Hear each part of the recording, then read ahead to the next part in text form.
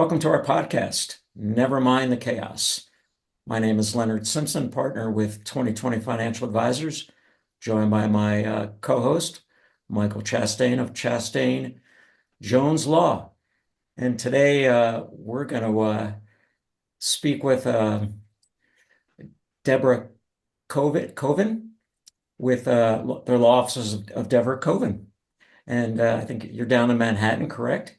Yep, Manhattan Beach, Yeah. California.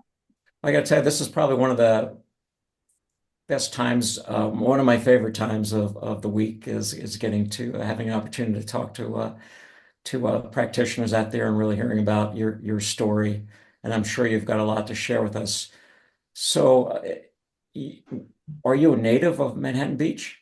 I am not. I'm actually from originally from Vancouver, British Columbia, Canada. Okay. My family came to the United States in the early 70s. My dad was an entrepreneur. He owned a restaurant down in San Diego, California. And of course, it was a much different time in terms of immigration. And because he employed many American citizens, we were all given green cards, which was lovely. So I maintained my Canadian citizenship up until just a few years ago. But I acclimated into California, grew up in San Diego, came to Los Angeles to go to UCLA, go Bruins, and just never left. And so, growing up in Southern California, what was that like? And what began your journey to ultimately find your way into the practice of law?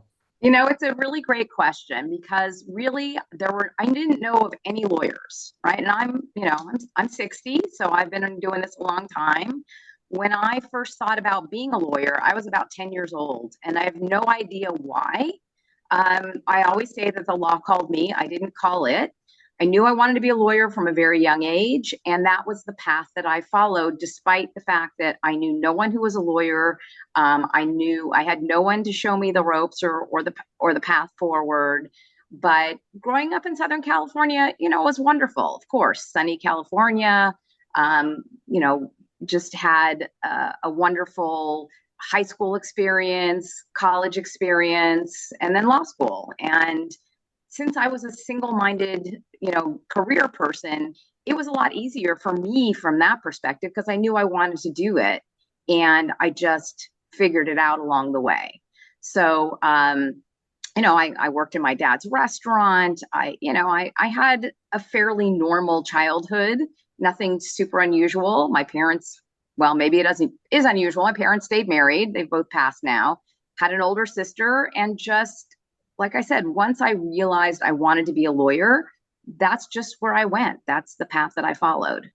So, what kind of food was served at your father's restaurant? It started off as a pancake house Yeah. in Mission Valley, California, amongst all the hotels that were down there. Um, it was a pancake house that developed into a family style restaurant. So it was open, from morning till night, and we were there often. We serviced a lot of the sports teams that were around. So when, for example, a baseball team came in, and they were staying in hotels in the area, they would all come in and eat in my dad's restaurant, similarly with football and hockey and basketball. So my sister and I grew up in the sports world. We went to a lot of different types of games, Padre games, Charger games. Back then, the Conquistadors, which became the Clippers, and the Gulls, which was at that time, a professional hockey team. Being from Canada, obviously, we went to a lot of hockey games. So I grew up with, around sports, and that love of sports has continued to this day. So it was a family style restaurant.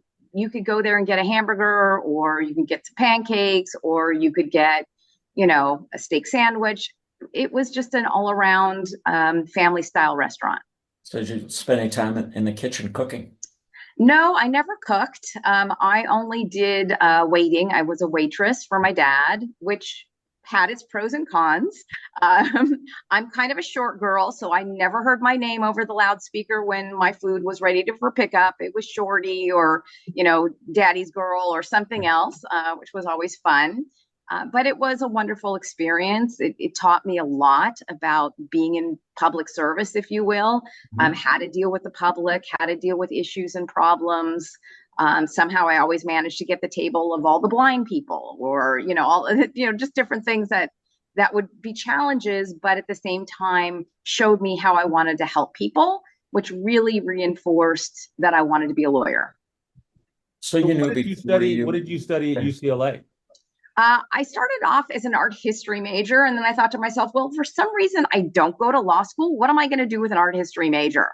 So I switched over to economics, which was, a generic enough type major that if I ever decided that law school wasn't for me, that I would have a fallback position. But economics was my primary course of study.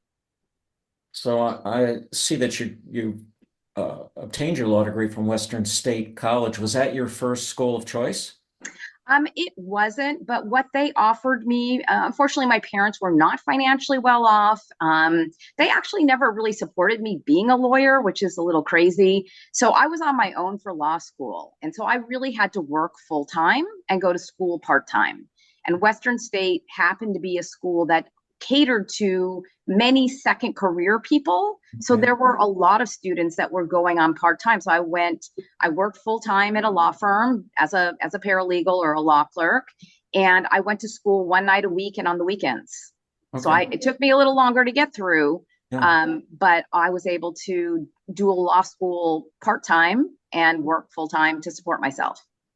I mean, it worked That's out. that's not an easy way to do it. That's the hard way to do it for sure. Yeah.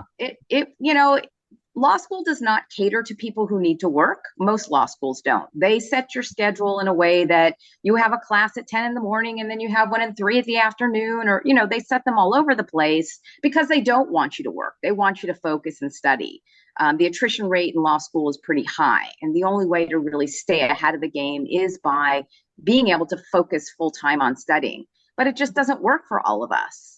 And I was one of those people. I had to find a way to financially support myself while still going to law school. Right. And that's especially true first year. I mean, for the most part, if you can get through the first year, you'll be all right. I was able to work pretty much full time second and third year, because there is a little bit more flexibility. At least there was at Santa Clara, but yeah, first year, man, I can't imagine having a job. It was head down and crank it out because they tell you that, 30 aren't going to get through the first year. So, and that was true in our school anyway. Yeah. Yeah. I think it's true at most schools. They'll drop you out. They'll take your money and then they'll just drop you out if you don't make the grades. So did you have an idea of what you wanted to do with that law degree at that point? I really didn't in the beginning. I just knew I wanted to help people. I really was not interested in criminal law. I was more interested in helping people who were hurt or injured in some way.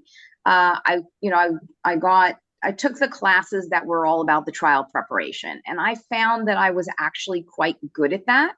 And so I kind of just walked down the road of litigation. I clerked at a defense firm, so I kind of learned the opposite side of things. And then I clerked for plaintiffs' lawyers. So I wanted to really kind of understand more about how people, really approached trials as opposed to how they defended doctors and lawyers and other people who had been in accidents. So that's, what in a defense firm, you do get a lot of, deposition preparation and motion preparation, but it really isn't so much about who's going to try the case. That's exclusively left for the partners. And I knew I would never, really get fulfilled doing the grunt work, if you will. Right. You come out of law school and your first job is where?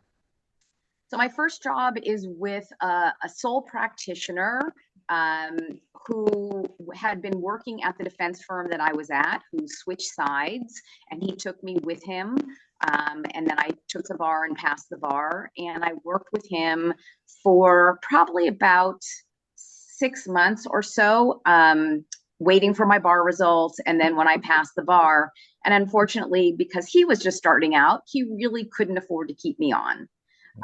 So then I went to work for another solo practitioner who was very successful, but not someone who I felt had the right values to represent injured people. He, to me, walked the line. I'm not going to use names here, but he walked that line of ethical morality with regard to how he approached cases. And I just was not comfortable with that. So within a few months after that, I'm like, I can't be here anymore and I can do this myself. I know what to do. I'd already tried a case, had been successful at a trial, and I just thought I can do this. So I went out on my own. And set up shop. And set up shop. It was probably, so I graduated and passed the bar. I started practicing in 91. And in July of 92, I hung out my shingle. And what Did you consider or look into bringing in a partner, or was it pretty much I'm just going to do this on my own? I just decided to do it on my own. I didn't really honestly, I didn't like working for people. I wanted to really be in charge, and I did something that I don't even know that you can still do today. I did a time for space. I don't even know if you know what that means. So I got an office in another lawyer's office. I never paid rent to him. I gave him my time. So I helped him prepare his cases while building my own practice. And I did that for a couple of years until I was making enough money to say, okay, now I can afford to pay rent. So I did time for space at an office in Beverly Hills for a few years. And I really learned the ropes doing that, honestly. It was a great experience for me. I know it doesn't work for everyone because I wasn't making a lot of money, but at the same time, I was gathering that experience and not having that heavy outlay of rent every month. Right. So it worked out well. So did he kind of provide a mentor type of role for you, or? Sort of. I mean, he wasn't a trial lawyer per se. He was one of those lawyers who would settle, the majority of his cases. And then if it was going to go to trial, he would often farm it out. Mm-hmm. So he even farmed out a couple of trials to me, which was great because that's what I wanted to do.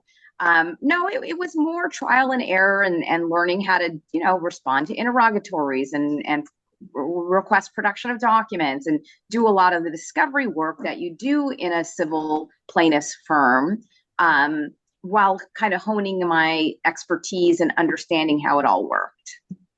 Interesting. Yeah, I clerked in a PI firm for 2 years in law school because that's what I wanted to do as well. But I came to the conclusion that if I wanted to be, a top-notch PI lawyer, I needed trial experience. And then I was, well, where do I get that? And that's how I wound up at the public defender's office, where, I did 12 trials my first year. Talk about being thrown in the fire, but then I never went back. I decided to stay there. What I found in terms of gaining trial experience was this: take hard cases. Mm-hmm. So, taking those easy rear end collision type cases may pay the bills, but most often those aren't going to go to trial. So I really sought out people who were, disenfranchised, right? One of my biggest ever settling cases was a homeless guy who got hit by a trash truck in an alley. And he was turned down by like 10 other firms. No one wanted to take his case. I took his case. And it wound up settling for a couple $1 million. It was great. So I took a lot of the cases I took on were people who had already sought out other lawyers and they had said no.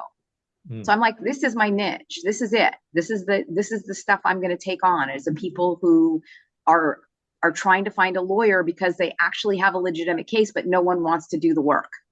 I was happy to do the work. But let me ask you this question, because I know, in the PI world, I mean, you basically fund the case, right? Correct. So, how did you do that calculation between, if nobody else wanted it, it probably was because they thought this was not going to be profitable in some way. Right. You take it on, and not only are you doing all the work, but you're, putting money into it.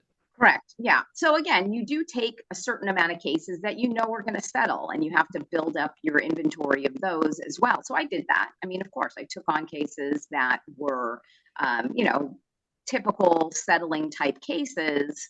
And you get a few of those, especially good cases with a good injury. And things were a lot different back then, right? Remember that we're talking about the 90s, Right. where insurance companies were a little bit freer with their money. And you know, as a woman, as a kind of a petite woman, I was grossly underestimated, no offense, guys, but by my male counterparts. So when you start winning a couple of cases, the insurance companies take notice of that. Mhm. And so, and I was never one of those lawyers who said, oh, I don't really want to try this case. I'm like, bring it on, let's go. Right.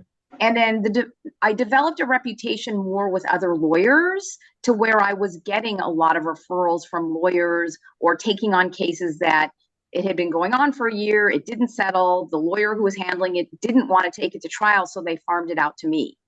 So Mm. some of the fees had already, you know, some of the costs had already been funded, which helped as well. Mhm. So, you know, I was very lucky in my career. I got to say that for someone who I think one time I had an advertisement. Remember the yellow pages? That's how we used to do it, guys, right? Now, yeah, advertising is a whole different thing.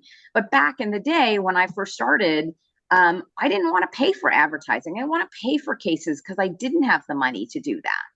But Mhm. I did one ad in the yellow pages in Santa Monica. My offices were in Santa Monica at the time. I was the only woman PI attorney with an advertisement in that yellow pages. So I used being a woman, although it was a disadvantage in so many ways in the legal community at that time, I did use it to my advantage. And I can't tell you how many people did come to me as a result of seeing that ad and saying, I called you because you were the only woman who was advertising. So Interesting. one ad in one yellow pages, one time really helped. Hmm. Also, in addition to me just being pretty good at what I did and being underestimated, so basically overproducing in terms of trials, that's how I built it up. That's a great And story. yeah, Now, so did you have staff during this time? Did you have paralegals and yep, front yep. office I had a staff? staff. I was in an office in Santa Monica, second in Santa Monica. I had a paralegal, a secretary. I had a clerk, and I always took on college students who were interested in the law, who wanted to kind of learn a little bit about the nuts and bolts of having, you know, being a working in a law office. So Mhm. I would get, you know, college students either from Santa Monica City College or UCLA or wherever, who were maybe juniors or seniors and thinking about law school, and teaching them from opening a file in your office to filing something down at the courthouse to going to status conferences, because back then we actually made live appearances. Mhm. So I always had a file clerk in my office that was thinking about law school and really wanting to learn the nuts and bolts. And then I was in an office with a lot of colleagues, so we would help each other out, but we weren't necessarily associated with one another from the legal perspective. But, you know, hey, can you cover this for me? Or I'm going downtown, so let me take your appearance for you. There was a lot of that as well. So did you, because I know it was pretty common at the time for a lot of lawyers to be in a building and then share a library, because that Yep. was like one of the biggest expenses that you had in the day was the library.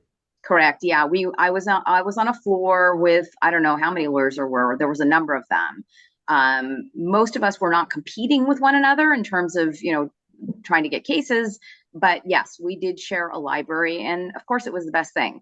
And then we had this massive earthquake in 1994, and unfortunately our building shut down. So that was kind of the end of that. It was a nice run for a few years, but yeah. So So And another what did you another do with the cog in the wheel. library? Because in '94 you still needed it.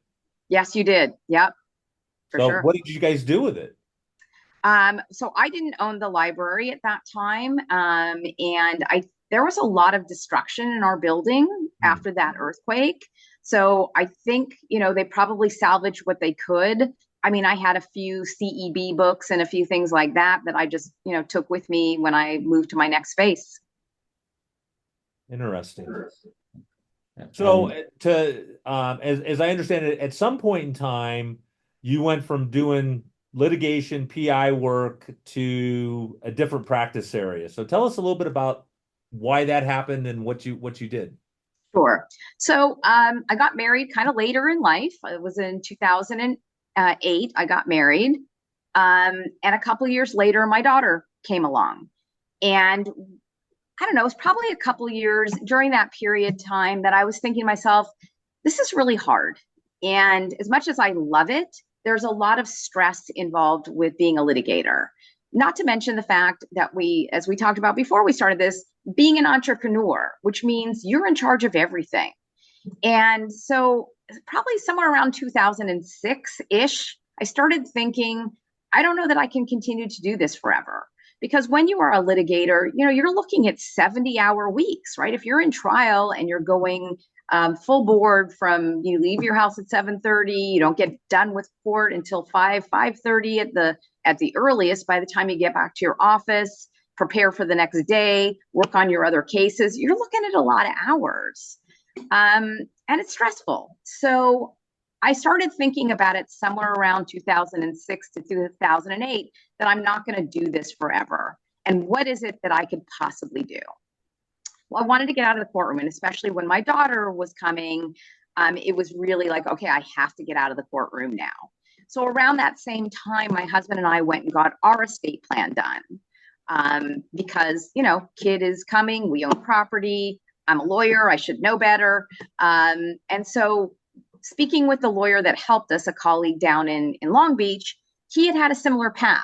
He was a civil litigator for many, many years and just decided he'd had enough of the stress and the hours and started doing estate planning. And he said that to me. He's like, Deb, you really should do this. It's great. And I thought to myself, woo, estate planning. Yeah, that sounds super exciting, right? Here I am, a trial lawyer, and the adrenaline and the newness and how every case is so unique. The idea of estate planning really did not ring my bells, I'll be honest with you. But the truth is that I wanted to get out of the courtroom, and there's not a lot of different types of law that you can do where you're not somehow dealing with the courts, where you can actually set your own schedule and your own, be your own, calendar person. So I started taking the continuing legal education and learning more about estate planning because honestly, hadn't dealt with it since law school. And I found a group of lawyers that I was interested in practicing around, and I really started to get how important estate planning is, not just for married people with kids and or houses, but for single people, for older people. Really, it's one of those things that if you have a pulse and you're over the age of 18, you need some kind of plan in place. And I recognized that there was a very large market for this type of work. And so I started making the switch, and officially, when my daughter was born in 2010, stopped taking any kind of litigation cases and started winding down that part of the practice. and How long did that take to actually? I'm just curious to get rid of those PI cases. It took a few years because although I didn't really try any cases for the next 3 or 4 years, they do take a while to settle. I think maybe I tried one case. I don't remember specifically, but it did take a couple of years. Plus, I had lawyers that I was trying cases for. So, I wasn't taking on a ton of new litigation, but I had 2 or 3 lawyers that would contact me and say, hey, can you come into this case and try it for me? So I had to kind of deal with those as well. And again, fortunately, most of those did wind up settling. So I didn't have it. So it took about 3 or 4 years to really get out of the litigation practice altogether. So talk about the transition into estate planning and bringing in the clients. Yeah, so that was interesting because, up until I started changing what I did, I had a lot of people who would refer me business. I mean, like I said, I did that one ad in the Yellow Pages in the early 90s, and then I never paid for advertising ever again. It was all word of mouth. It was, a client of mine, whether they were successful or not successful in their trial, they felt that I did such a good job that they were willing to refer me business. So my business was 100% referrals at that point in time. And so, the transition to estate planning was interesting. Number one, I didn't feel confident in it because I didn't know it as well as I knew litigation. So in the beginning, it was kind of like just talking to friends and family members and kind of realizing that the plan that I had with my husband was terrible and redoing that plan. Um, when you start studying it and really, being on the ground with it and trying to understand it, you can see where the errors and mistakes happen. And I also saw a lot of holes in what my plan was. Again, at the time I was Canadian. The lawyer that helped us didn't even ask me whether I was a US citizen. And there's a lot of tax implications and complications when you aren't a US citizen. So there was a lot that I had to learn. And believe it or not, where I wound up getting and where I still wind up getting a lot of my clients is on Facebook, of all places, right? Yes. So I was a new mom. I joined a ton of Facebook groups for moms and dads in my area. And it was just people, just women, mostly women, asking other women for advice about their kids or about how to get the cheapest tickets to Disneyland or whatever the case may be, things that moms want to know. And then someone put in there, well, hey, we're thinking that we might need an estate plan. And there was the magic. And I popped in and I said, well, I'm an estate planning attorney. How can I help you? And because my area of specialty is really helping people with minor kids, because I have a minor kid, so it's something I can relate to. And the holes that were in my own plan about what would happen to my kid if something actually had happened to my husband and I developed this whole system to where the kid protection part of it was the selling point. Mm. So it kind of started slow and it took time, but now this 10,000 member group of moms, predominantly moms, are my primary source of clients. So I've helped a lot of people in the group. I met someone from Mattel who wanted me to come do a presentation, got a bunch of clients through Mattel, started doing presentations for different types of mom groups. And at the end of the day, it really has been a slow development, but within a couple of years, my pipeline was full. And putting it out there that I would help people who have minor kids so that their kids would always be taken care of the way the parents wanted and not the way potentially some judge would, really resonated with parents. And so that's where I get a lot of my clients from. Yeah, it's so interesting how parents don't understand what will happen. Right.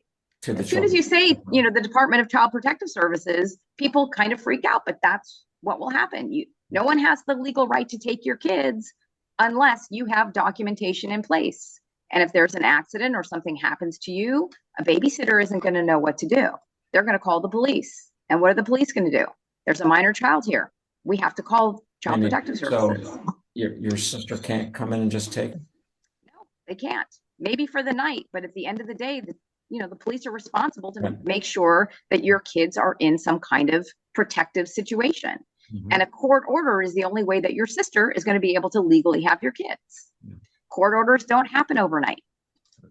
So you really what I find interesting about your story here, I mean, yeah, those are the details about the practice, but the fact that when you make switches, it takes time.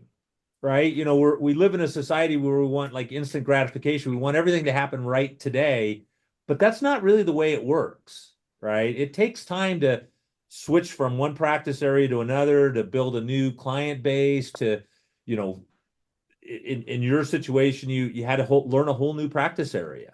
Exactly.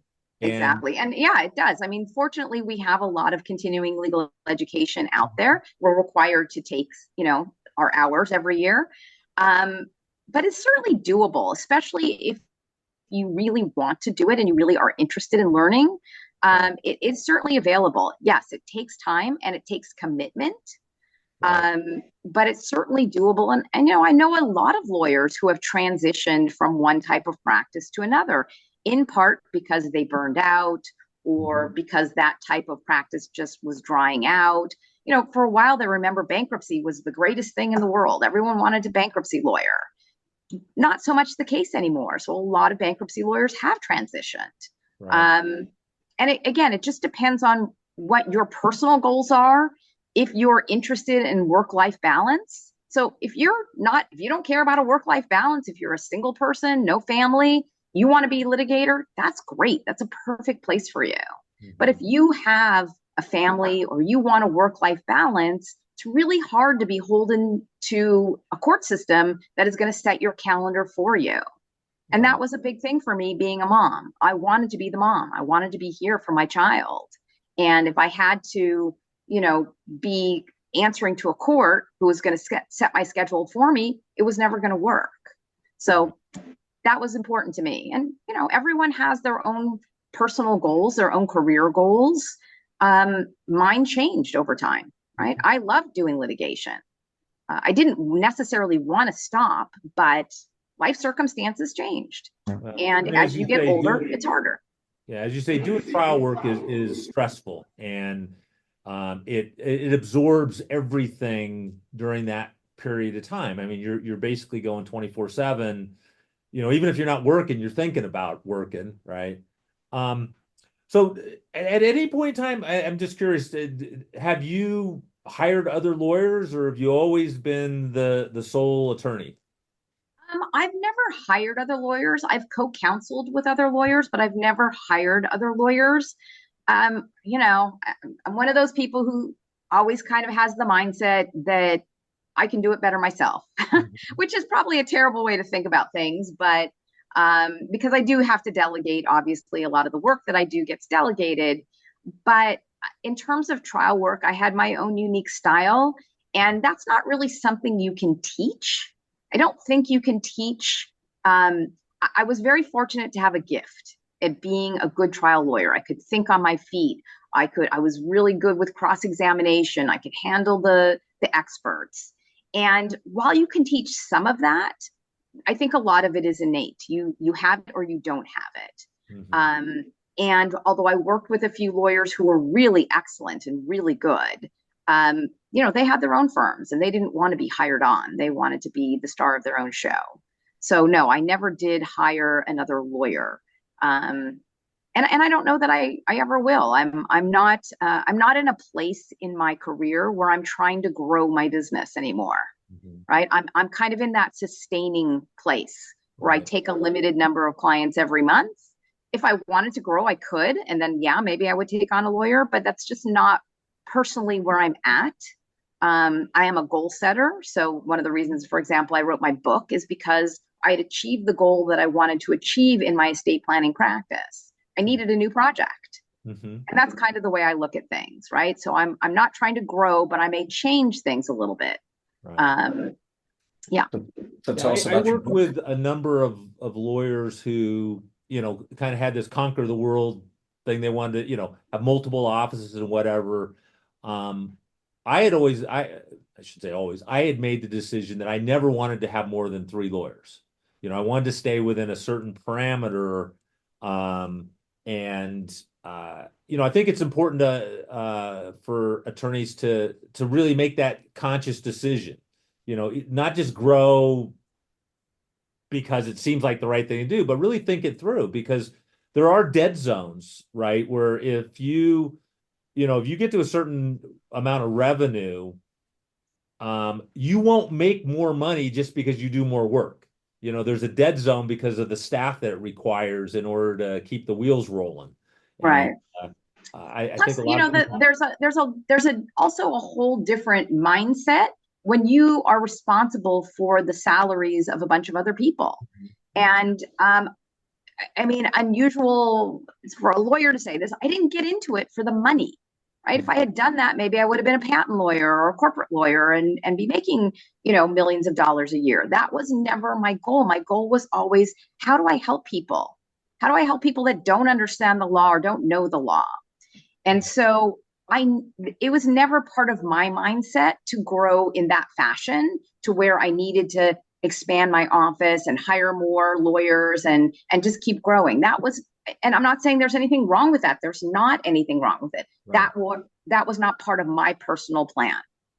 Right. Well, and I had the same thing. I only wanted to deal, I mean, I think at the height we had 8 employees. That's a lot of responsibility, It right? is. Because 8 families depended on us, making our monthly. So let's talk a little bit about your book. Okay. Tell us Love about to. that. So it's called 100% Mortality. Oh, it's backwards. Sorry.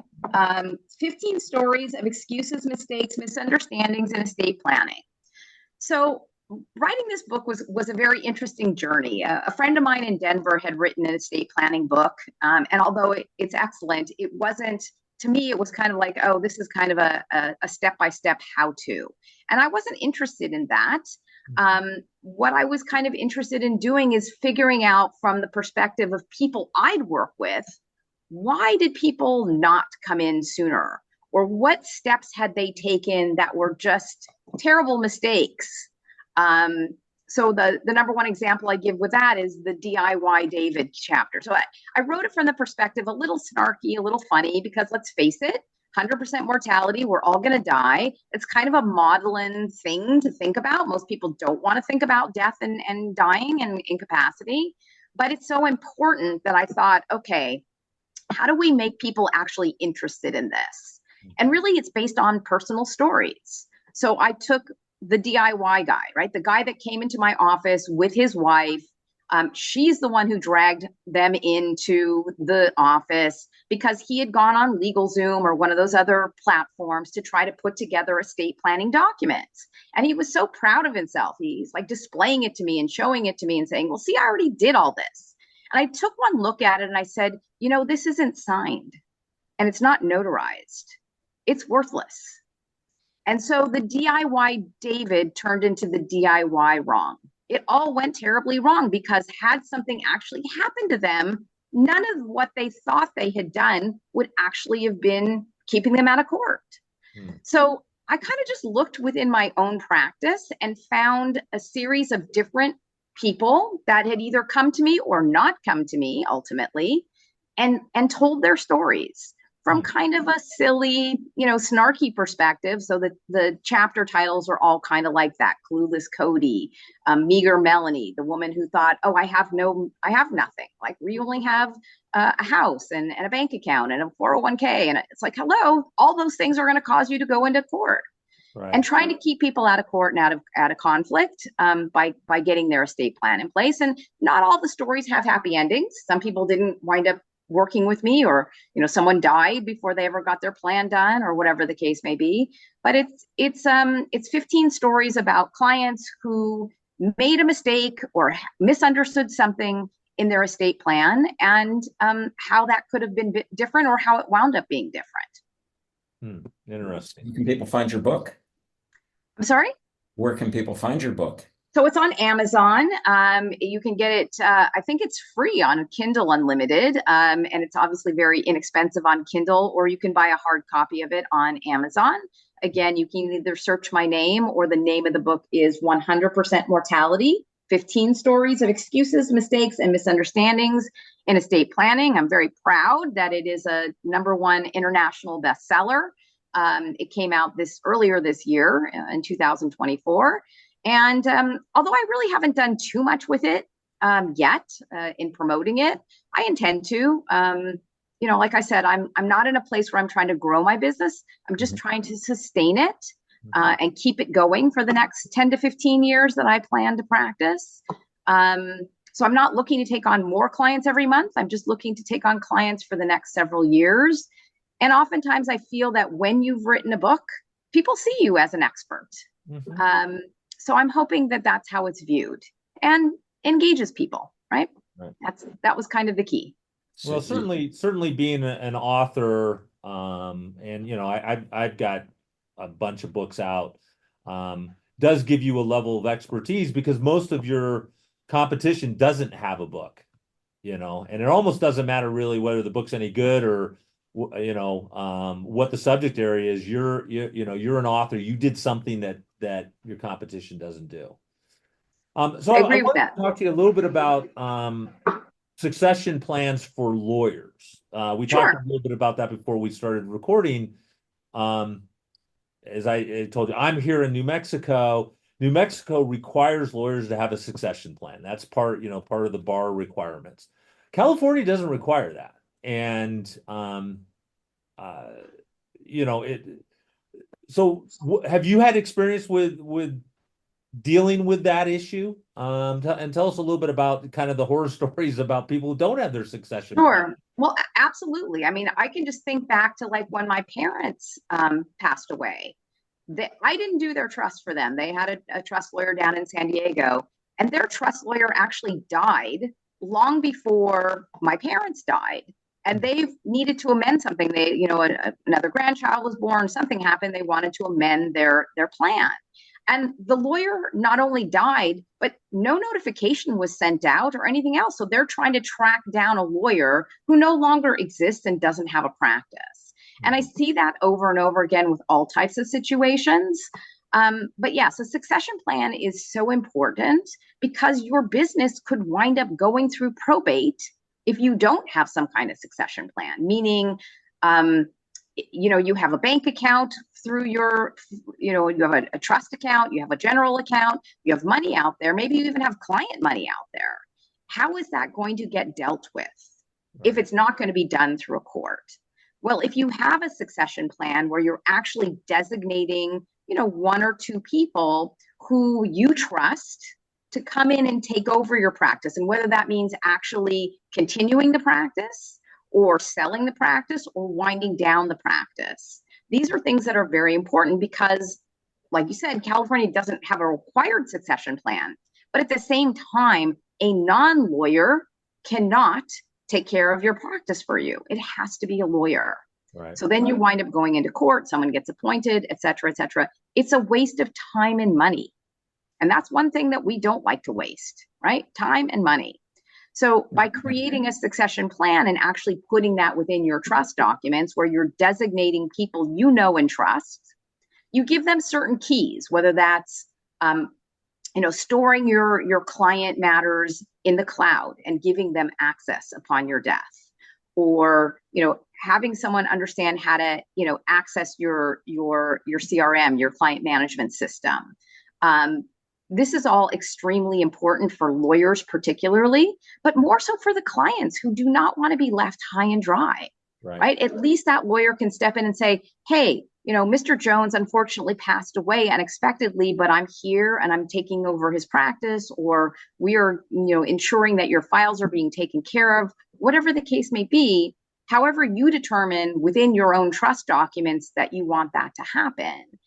Is super important for lawyers, and particularly for good lawyers who actually care about their clients. Right. I mean, something as simple as just having your passwords. I mean, how does somebody get into your Quicken account to determine, who's the trust money in particular, right? You've got, I mean, at any given time, our firm has got hundreds of thousands of dollars in trust money, and who does that belong to, right? What a nightmare it would be if nobody was able to do it. And I had told you this story. I had a very good friend. He was a good lawyer. Literally he was in the middle of this really big preliminary hearing that was going on in San Francisco, and he passed away. He went to bed and he never woke up. And nobody knew what to do with his, nobody even knew how to access any of his stuff. And his family wound up having to try to sift through. It was really not good for anybody. Yeah. And that's, again, those things are avoidable. I'm not going to say easily avoidable because you have to plan, but definitely avoidable. And really our bar rules and our ethics require that we take on these challenges in a way that we are protecting our clients, not just their money, but their secrets and everything else. So it's imperative that lawyers, no matter what kind of practice you have, whether it's criminal defense or PI or family law or whatever it is, that you have some kind of plan in place so that there's a person, a minimum, one person lawyer who can be there to at least send out a letter to everyone and say, this person has passed away. We've got it under control. Right. Clients want to feel that safety. Right. Well, and not only is it important for that, but there's an advantage to the lawyer too, because if you've built it that way, you actually have an asset that you can sell if you decide or put in a position where you can't continue to go on, right? I mean, we always sort of ignore that, but I mean, that was kind of how Leonard and I got together. We're bike riders. We would ride together, and you know, we all have horror stories of friends getting hit by cars or crashing and having a head injury. Sometimes even if you're alive, you can't continue the practice, right? Right. What do you Yep. do? Incapacity, correct. Yeah. So, and I'm one of those lawyers. I meet with my clients every 3 years just to kind of go over their plan. I try to stay in touch with them. And one of the questions I often get asked by these clients are, well, what happens when something happens to you? And I can comfortably say, well, I have 2 lawyers designated in my trust to take over my practice if something happens to me. So you're not required to work with them, but you can work with them. Right. And so just that comfort, that safety feeling really puts people at ease. Sure. I would Well, venture to there's say most attorneys don't have a succession plan. right. Yeah, Well, I there's would say it's safe to transition say there, that. right? Yeah. Even if they don't work with the lawyers that you've designated, at least there's somebody who can get the file to them or get it to the right person. Let them know, Well, okay, you got this much of money in trust. If there's that situation, here's the documents. In your case, right? You have electronic copies of, I assume, their documents. So Yeah, if of they course. lose it, have a fire, whatever. Yeah. Yep, it's all backed up in the cloud, absolutely. And again, obviously, Leonard, when you have conglomerates, when you have ginormous firms, this isn't such a big issue. There's always going to be someone there. This is more for the small firms, like the 2 lawyers, the 3 lawyers, the sole practitioners. It's very important for them to always have a plan in place, especially if it's a partnership or a corporation. You need to have someone there as the fail-safe. well, So, yeah. there's 2 layers to that. As you know, and Michael will attest to that. There are many attorneys that they don't even have an estate plan, period, much less a succession plan as part of the trust. Correct. Yep. So you got to get them to that place first before you can even do the other. Yeah. And, yeah. For sure. One of the stories that I have in my book is about a woman who had created an estate plan for herself. She was a single mom, but she wound up not funding her trust. So that's kind of a big component. You have to actually put your stuff into the trust. She was a lawyer. A lawyer had an unfunded trust. How crazy is that, right? So even though you're a lawyer, you may not have specialized knowledge in that area. And it's frightening to me to think about lawyers who are walking around this earth with kids and property and assets that are going to wind up in court because they didn't put a plan in place. Absolutely. It's a lot cheaper, believe me, to put the plan in place than it is to go through the court system. Yeah. Do you think that a lot of that is a function of people simply don't want to think about, the what if? What if I get hit by a car? I think it's a number of factors. There's the monetary aspect of it, like, oh, I don't have that much, or it's the idea that I'm young, I'm healthy. Why do I need to think about this? I'm not going to get hit by a bus tomorrow. I'm not going to be at a mall with a crazy person with a gun. Nobody thinks that way, right? And some of it is simply just, it's too maudlin to think about. It's too depressing to think about it. Now, I do my best to make it kind of fun. Let's face it, it's death and dying, but I keep it light. I bring in the levity. And so I try to keep it into a place where it's palatable for people. I try to make it easy for them. But I think most people have a mindset that it's not so easy. Mm-hmm. The problem is that then you wind up in crisis mode. And there's nothing worse than having to do planning in crisis mode. It's more expensive. It's more stressful. It doesn't always get done. I've done hospital bedside planning. Doesn't always work out well. So, you're right. It's a hard thing to think about for many people. But we try to do it from the perspective, particularly for people with minor kids, that, hey, this is not something you're doing for you. This is something you're doing for your family, for the people that you love, for your kids particularly. to make sure they don't wind up someplace that you wouldn't want, and to make sure that they're getting the money the way you want them to get it, right? Not when they turn 18 all at once from the court. Well, I think planning in general is difficult for most people. That's probably true. Yeah. And these misconceived notions as to what would happen to their minor kids, right? Yeah. Yeah. Well, I had found this book online, and all this is I'm dead now what, and it's got like all my passwords, all my account numbers, all my insurance policies, everything in one place, so that if I don't make it for whatever reason, because we're so online now, and I don't know about you guys, but the passwords just kill me, right? Yeah. I can't remember which password is which, and so yeah, documents like this. I mean, this is just something I got up on Amazon, and I'm not suggesting this replaces estate planning. I'm just saying that this is the place for them to go to know who to talk to find my will, to find the trust, to find the passwords, to find the bank accounts. For sure. Credit cards, all of that. Yeah. I recommend a couple different things. Like there's LastPass where you can store all of your passwords. I have one of these books that just has, it's just a place for you to put your websites and all your passwords in it. One of the things that I do in my office, though, for people is that I create a financial spreadsheet for them that lists out all their bank accounts, that lists out all their policies, whether it's insurance or retirement accounts. I don't need their numbers, right? I don't need their account numbers, but they fill that in, and it becomes part of their trust document so that their successor, assuming it's not their spouse, right? If it's the second person to die, that the person who's coming in, whether that be your sister or your cousin or your best friend, knows where to go find everything. And here are because obviously the financial aspects of things, wanting to make sure that nothing is lost to the Department of Unclaimed Property. You want all those bank accounts listed out for the person that's coming in to handle your finances, that are going to be, paying for your children's care, college, etc. You want them to have it all in one place. So that's something I do in my office for all my clients. There's a lot of things that I do that are unique in terms of my estate plans. But that's one of them, because again, I don't assume that your best friend or your sister knows where you bank. Right. Most people don't talk about that. So how are they going to find out if they're the one who's designated? And yes, it's very important to list out all the passwords, whether that be in one place on the web where you're providing that information to one person, or in a hard copy book like the one you had or the one that I have. Right. So yeah, we live in a different world, and people will need to have access to your digital assets. It's extremely important. You have crypto, or you have multiple banks. I have multiple banks.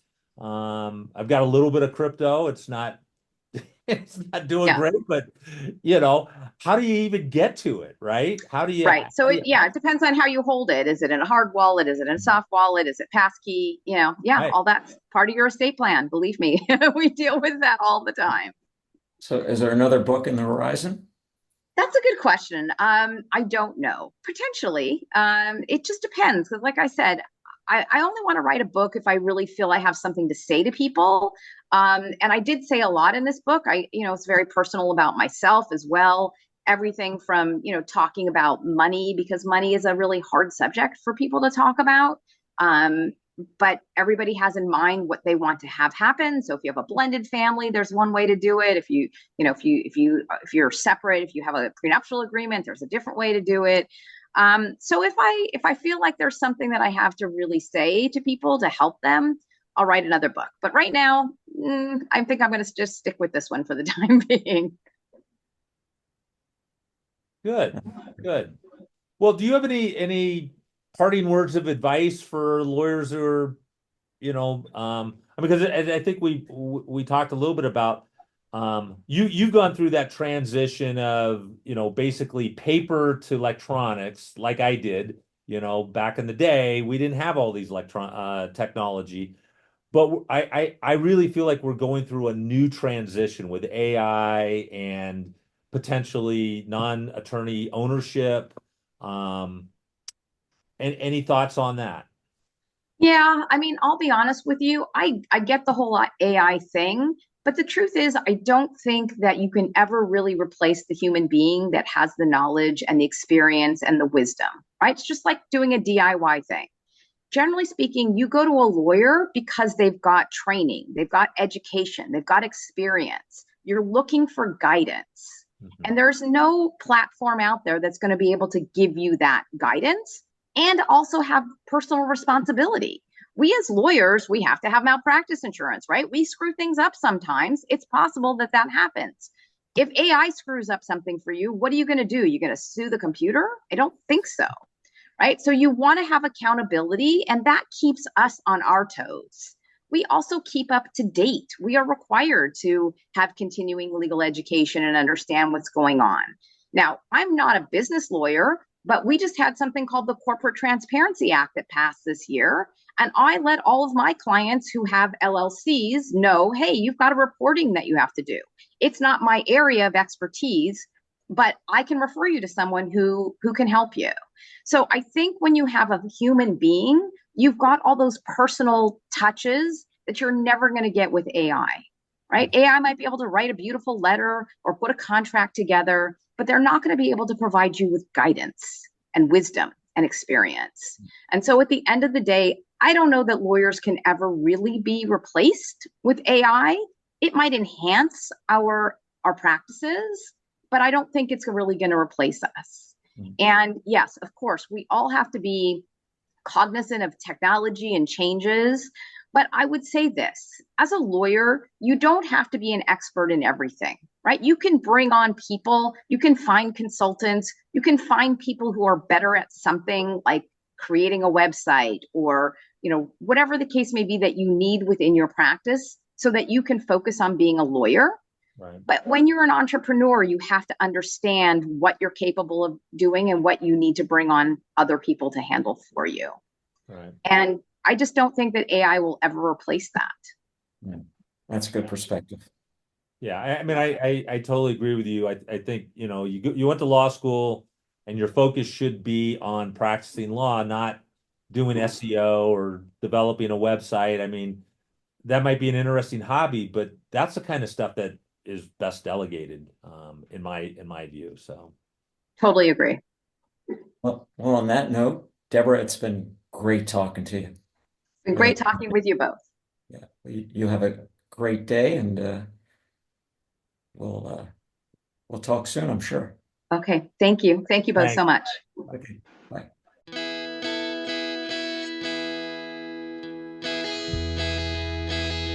Sunrise and the early bird brought me to my senses.